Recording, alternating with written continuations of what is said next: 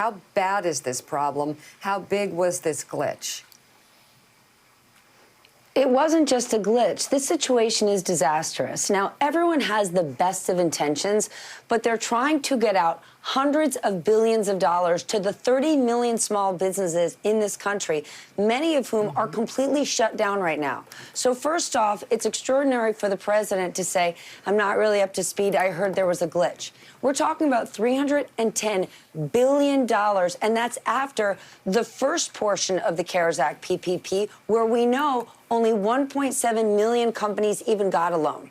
We know this was desperately important. At 10:30 yesterday morning, the portal opened back up, and it went down all day long. And it is absolutely impossible to blame this on the banks, because it wasn't the banks.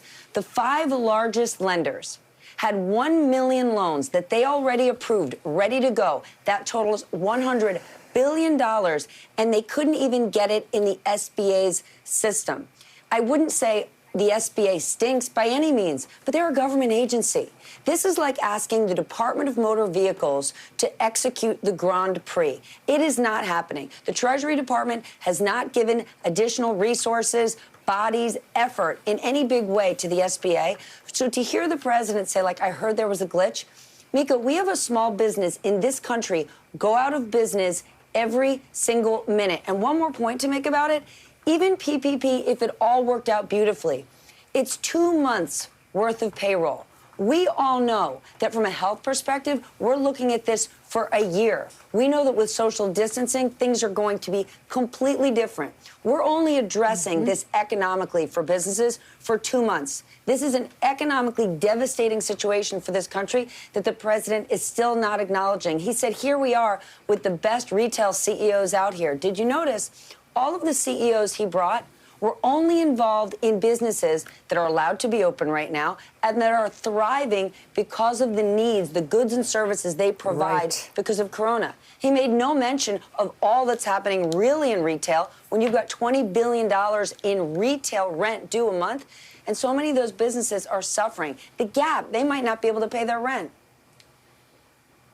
Hey, Steph, it's Willie. You're right. These retailers, even the states that are opening aggressively and early, like Texas on May the 1st, says you can only have 25% capacity in your store. You can only have 25% capacity in your restaurant. Well, that's tough to survive on if you're a small business. I noted that the Los Angeles Lakers yesterday returned a loan that they got through PPP, $4.6 million. That's a team with a valuation of $4.4 billion.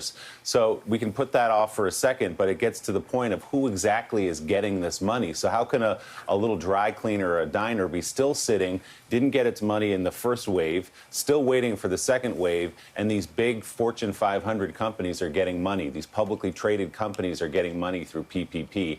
How does this system work, and why is it failing small businesses? Okay, then I ask you this, Willie. Whether you're a tiny business or a big business, you're suffering right now.